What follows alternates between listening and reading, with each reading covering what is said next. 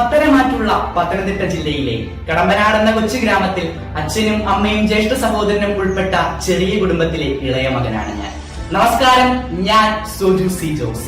എനിക്കൊരു സ്വപ്നമുണ്ടെന്ന Martin Luther കിങ്ങിന്റെ ദർശനാത്മകമായ വാക്കുകൾ 20-ാം നൂറ്റാണ്ടിന്റെ നീണ്ടു വളഞ്ഞ ഇടനാഴികൾ കടന്ന് 21-ാം നൂറ്റാണ്ടിൽ സാധ്യമായിട്ടുണ്ടെങ്കിൽ ദർശനാത്മക നേതൃത്വം സമൂഹത്തിൽ ചെലുത്തുന്ന കാഴ്ചപ്പാട് എത്രമേൽ ശ്രേഷ്ഠമാണെന്ന് നമുക്ക് മനസ്സിലാക്കുവാൻ സാധിക്കും. ഈ പ്രപഞ്ചത്തിലെ ഏറ്റവും ജ്ഞാനിയായ വ്യക്തി താനാകുമെന്ന ഡെൽഫി ദേവതയുടെ പ്രവചനം അത് തെറ്റാണെന്ന് തെളിയിക്കാനായി ഇറങ്ങിത്തിരിക്കുന്ന വ്യക്തിയുടെ പേര് സോക്രട്ടീസ് എന്നായിരുന്നു. അമ്പലമെന്നോ ആശുപത്രിയെന്നോ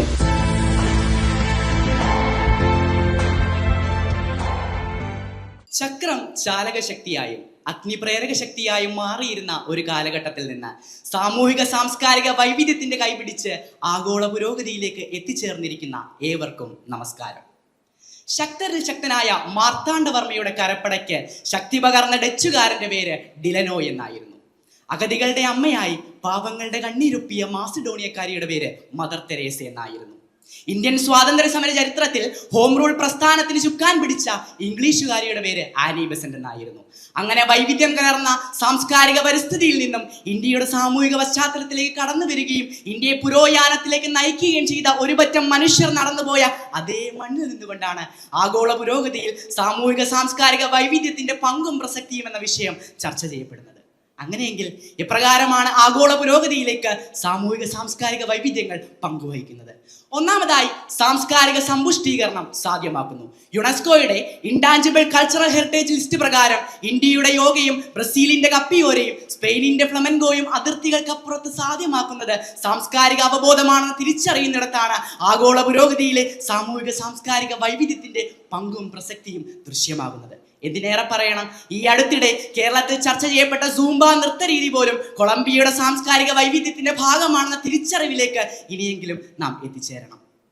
രണ്ടാമതായി സാമ്പത്തികമായ ഉന്നമനത്തിലേക്കും നിരീക്ഷണത്തിലേക്കും നമ്മെ സാമൂഹിക സാംസ്കാരിക വൈവിധ്യങ്ങൾ കൊണ്ടെത്തിക്കുന്നുണ്ട്.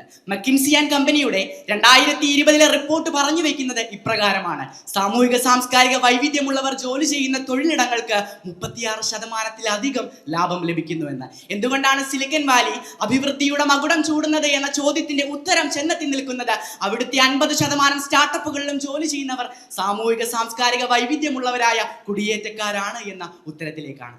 മൂന്നാമതായി സാമൂഹികവും സാംസ്കാരികവുമായ വൈവിധ്യങ്ങൾ അംഗീകരിക്കപ്പെടുന്നിടത്ത് മാത്രമേ പുരോഗതി ഉണ്ടായിട്ടുള്ളൂ എന്നതിന് നമ്മുടെ മുൻപിലുള്ള ഏറ്റവും വലിയ തെളിവാണ് ബെൽജിയം എന്ന രാജ്യം. ബെൽജിയത്തിൽ ഫ്രഞ്ച് സംസാരിക്കുന്നവരും ഡച്ച് സംസാരിക്കുന്നവരും തമ്മിൽ തർക്കമുണ്ടാകുമ്പോൾ അവരുടെ ഇടയിലെ വൈവിധ്യം അവർ അംഗീകരിക്കാൻ തയ്യാറായിടത്താണ് ബെൽജിയം ഇന്ന് കാണുന്ന പുരോഗതിയിലേക്ക് നടന്നെടുക്കപ്പെട്ടിട്ടുള്ളത്. എന്നാൽ ബെൽജിയത്തിൽ നിന്ന് ശ്രീലങ്കയിലേക്ക് കടന്നു വരുമ്പോൾ അവിടുത്തെ സിംഹളന്മാരും തമിഴ് വംശജരും അവരുടെ ഇടയിലെ വൈവിധ്യത്തെ അംഗീകരിക്കാതെ പോയിടത്താണ് ശ്രീലങ്ക എന്ന രാജ്യം ഒരു ആഭ്യന്തര കലാപത്തിലേക്ക് വലിച്ചിഴക്കപ്പെടുന്നത് എന്ന സത്യം ചരിത്രം അടയാളപ്പെടുത്തുന്നു.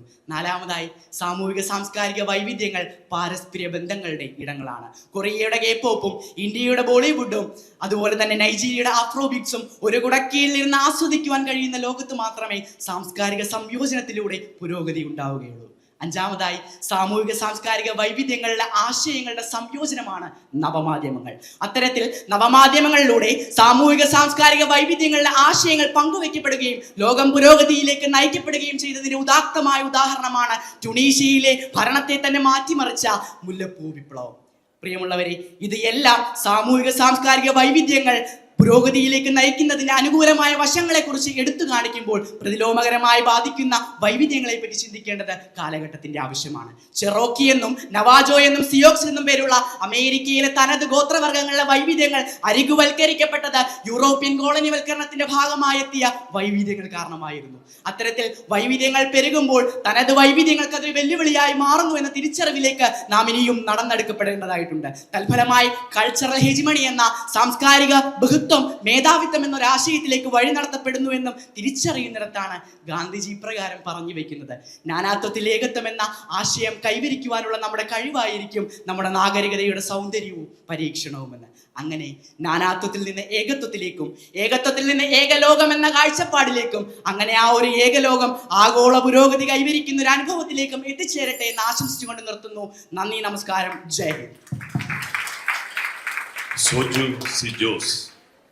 സോജുവിന്റെ പ്രസംഗത്തിന്റെ ഇതുണ്ടായിരുന്നു. ഈ സാംസ്കാരിക വൈവിധ്യം പ്രചരിപ്പിക്കപ്പെടുമ്പോൾ ശരിക്കും ഇവിടെ ഒരു മത്സരമല്ലേ നടക്കുന്നത്. ഞങ്ങളാണ് മികച്ചതെന്ന് തെളിയിക്കാനുള്ള ഈ മത്സരം അത് അവോയ്ഡ് ചെയ്യാൻ പറ്റുമോ? What's your thought on that? Sir, ആദ്യം തന്നെ ഈ ചോദ്യത്തിന് ഞാൻ നന്ദി പറയുകയാണ്. കാരണം ചോദ്യത്തിൽ പറയുന്നത് സാംസ്കാരികമായ വൈവിധ്യങ്ങൾ പലയിടങ്ങളിലും നടത്തപ്പെടുമ്പോൾ അത് തമ്മിലുള്ള ഒരു മത്സരത്തിലേക്ക് നടത്തപ്പെടുന്നു എന്നാണ്. ആ മത്സരങ്ങൾ നമുക്ക് മാറ്റാൻ കഴിയുമോ എന്ന ചോദ്യത്തിൻ്റെ ഉത്തരം വ്യക്തിപരമായി പറയുകയാണെങ്കിൽ തീർച്ചയായും കഴിയും. കാരണം വൈവിധ്യങ്ങൾ കാരണമാണ് ഇന്ന് നമ്മുടെ ലോകം നിലനിൽക്കുന്നത്. മനുഷ്യനൊരു പക്ഷേ വൈവിധ്യങ്ങൾ ഇല്ലായിരുന്നുവെങ്കിൽ, കൊറോണ കാലഘട്ടത്തിൽ മനുഷ്യൻ്റെ വൈവിധ്യങ്ങൾ ഇല്ലായിരുന്നെങ്കിൽ എല്ലാ മനുഷ്യരും ഒരുപോലെ മരിച്ചു വീരുമായിരുന്നു. എന്നാൽ വൈവിധ്യങ്ങൾ നിലനിന്നതുകൊണ്ടാണ് ഇന്ത്യക്ക് മറ്റു രാജ്യങ്ങൾക്ക് വാക്സിൻ മൈത്രി എന്ന് പറയുന്ന ഒരു പദ്ധതിയിലൂടെ വാക്സിൻ നൽകുന്നതിനും ഒരു പുരോഗതിയിലേക്ക് നയിക്കുവാനും ഇന്ത്യക്ക് കഴിഞ്ഞിട്ടുണ്ടായിരുന്നത്. അത്തരത്തിലുള്ളൊരു ഉദാഹരണം നമ്മുടെ ഇടയിൽ നിൽക്കുമ്പോൾ സാംസ്കാരികമായ ഒരു വൈവിധ്യം കാരണം മത്സരം ഉണ്ടാകുന്നുവെങ്കിൽ അത്തരം മത്സരങ്ങളെ തീർച്ചയായും നമുക്ക് മാറ്റുവാൻ കഴിയും. പരസ്പരം സാഹോദര്യത്തിലുള്ള എല്ലാ രാജ്യങ്ങളെയും ഒരുമിച്ച് കൊണ്ടുവരാൻ പറ്റുന്ന ഒരു ലോകത്ത് മാത്രമേ നമുക്ക് ജീവിക്കുവാൻ കഴിയുള്ളൂ. അത്തരത്തിലുള്ള ലോകത്ത് നമുക്ക് ജീവിക്കാൻ സാധിച്ചില്ലെങ്കിൽ നമ്മൾ പിന്നെ മനുഷ്യരല്ല. മനുഷ്യനൊരു സാമൂഹിക ജീവിയായിട്ട് നിലനിൽക്കുമ്പോൾ മനുഷ്യൻ ആ സംസ്കാരത്തെ അംഗീകരിക്കുകയും അത്തരം സംസ്കാരങ്ങളുടെ ഇടയിലുള്ള മത്സരങ്ങളെ നമുക്ക് ലഘൂകരിക്കുവാനും സാധിക്കുന്നുണ്ടെങ്കിൽ തീർച്ചയായും അതൊരു സുന്ദര ലോകമായി മാറും. Thank you sir.